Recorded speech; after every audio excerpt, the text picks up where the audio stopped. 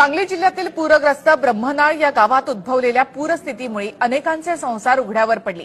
आता या गावाला पुन्हा सावरण्यासाठी वंचित बहुजन आघाडीचे अध्यक्ष प्रकाश आंबेडकर यांनी हे संपूर्ण गाव दत्तक घेतलेले आहे।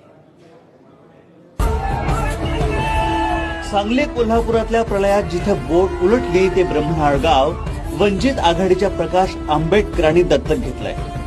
3500 लोकसंख्या असलेल्या या गावाच्या पुनर्वसनाची सर्व जबाबदारी प्रकाश आंबेडकरांनी उचलली आहे। जे महत्वाचं आहे की ज्यांची जनावरं मेलेली आहेत, तर मेलेल्या जनावरांची ज्यांची नावं आहेत त्यांची नावं आम्ही घेतलेली आहेत आणि जनावराला जनावर आम्ही आता देण्याचा तो निश्चय केलेला आहे। बाळासाहेब आंबेडकरांनी त्यासाठी काल पूर्णपणे रिपोर्ट्स मागवलेले आहेत आणि ज्यांची जनावर वाहून गेलेले आहेत त्यांना जनावर सुद्धा देण्याचा निर्णय बाळासाहेब आंबेडकरांनी घेतलेला आहे।